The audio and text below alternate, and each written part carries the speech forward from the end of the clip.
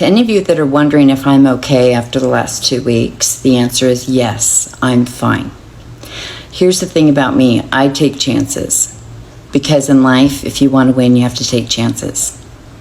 And I don't regret taking that chance at all. In fact, I feel like we learned a lot from it. I got a lot of messages from people yesterday saying things that they realized watching all of that unfold, watching the comments, watching Brian, watching me, watching other content creators. They learned what a messy revolution can look like when it starts. I got a lot of counsel from different elders who had been through a lot of this saying, oh, it's not going to look pretty. It's always going to look ugly and messy, and it's going to get twisted, and you're going to get attacked, and you're going to get made fun of, and they're going to try and make you into a villain and all these things. And that's what revolution looks like. So you've started to shake something loose. Now, regardless of however this gets led, because it was never supposed to be led. Like, we were stand-ins. We were asking for help. We were messaging people for help. But when you're up against accounts that have millions of followers and they're getting millions of views and we're getting 1,000, it's like nothing we said really got heard, which is fine. Like, it was literally like we tried something. I don't feel embarrassed. I don't feel ashamed. Like, if everyone wants to unfollow me over this, that's fine. I tried something. We need to be doing something.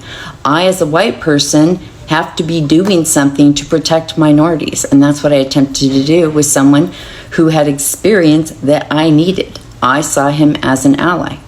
Right now, he's not handling the backlash of him not being exactly what everybody wanted. But your allies and resistance are not going to look how you want them to, and they're not going to sound like you want them to. It's about the commitment to the goal is what you're looking for. That's what I was looking for.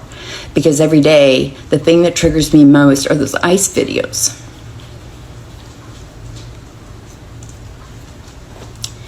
And people I love are affected by that. So that's why I say every day, like, I stay calm, because the mission never changes. No matter what Trump does or says, the mission never changes. The mission, for me, the top mission, is to stop ICE. So I saw someone saying, let's stop this. This is a nightmare. Had a lot of good conversations and wanted to do that. That's not how it went. But I took a shot with no regrets. And I taught him a lot of stuff. And right now he's angry. And here's the thing. His anger is things I feel all the time teaching about cults. Because when I come on here and I teach people on the left how to deal with people in cults, 75% of you tell me to go fuck myself. I have to turn on bully protection. There's a violent language about the other side. It's very dehumanizing, and it's hard because people on the left, when you are stuck in that rage, and I was stuck in that rage, so I know, your brain gets addicted to it, and then it justifies everything you think and feel and imagine. It's called emotional morality, where I feel pain, so now I get to give everybody pain, and I never have to give them any leeway, and I'm just going to keep causing pain and shut them off. And I've talked to a lot of creators since yesterday going, oh, we really needed that unity. This could have been something. But everybody was stuck in, I want it this way, I want it that way. It felt like to me before the election, like, well, I'm not going to vote for them because of this and this and this, and if it doesn't look this way, I'm not doing it. And I felt like I was reliving that. Like, you're trying to put rules on, you're like the cart before the horse kind of thing, you know. The Constitution happened after the Revolutionary War. So you have to take this risk and this jump, and you have to go for it. And people out here suffering while we're all talking amongst ourselves and complaining and crying, and that's just not my personality. Like, many times people, if they show up to me and they're crying and they're scared, whatever the thing is they're crying about, I go stop it. I have a lot of stories about me up against the Mormon church, me up against the government, me up against school systems. I don't like people being afraid. Me profiling for the FBI because people were having money stolen, and it was terrifying to have all their money gone and then be homeless.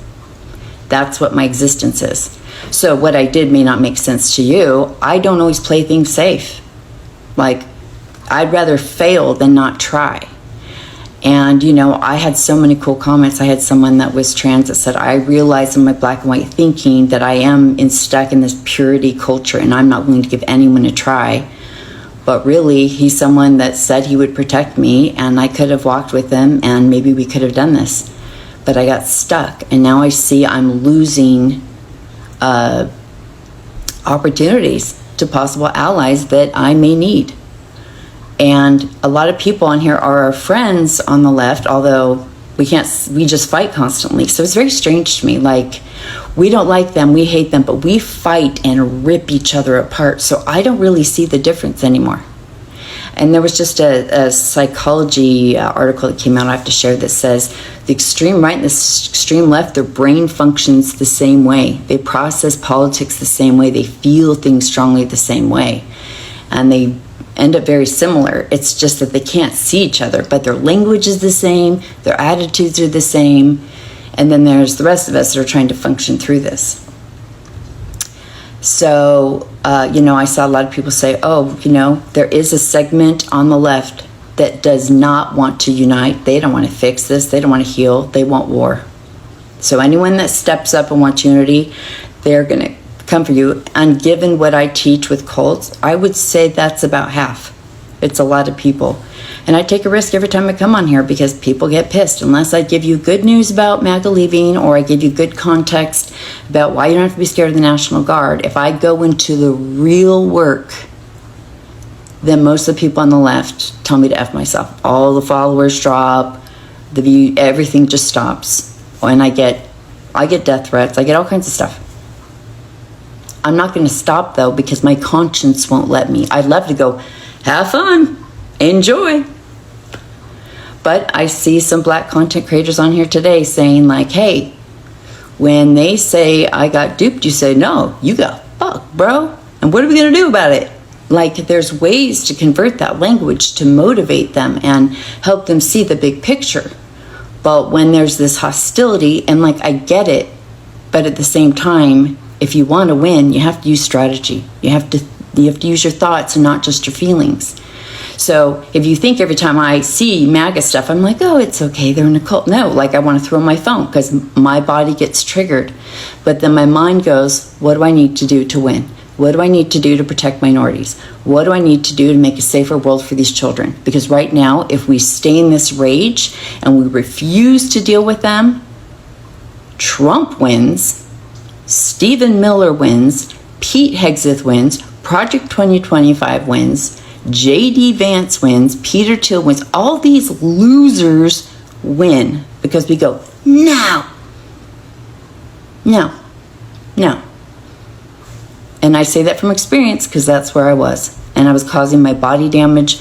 My mom was getting anxiety. My son said he couldn't talk to me anymore because I gave him, like, made himself one unalive because I caused him so much stress when I was like, and they're doing this, and they're doing this, and I hate him. And then I stopped and realized I have to be an adult. This isn't about going low and going high. This is about, we need adults in the room. We need people to drive the bus, fly the planes. This is why it is so important to learn about cults. Look how damaging they are.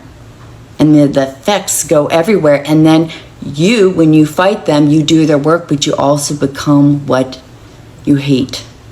And you don't believe it because you always think, no, I'm different. But when you start dehumanizing, when you're like, no, I'd rather they be dead. I'd rather go to war. I'd rather just shoot them off somewhere. You've gone to where, you know, a lot of Jews are crying about Zionism right now because they're like, they became what we hated. And this is what's happening, whether you want to recognize it or not.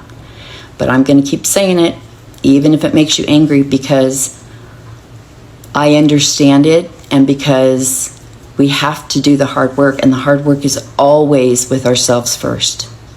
And when we do the hardest work with ourselves first, then we're able to help people move from one space to another to help us do the physical work in the world that we need to do to turn this around before it's too late.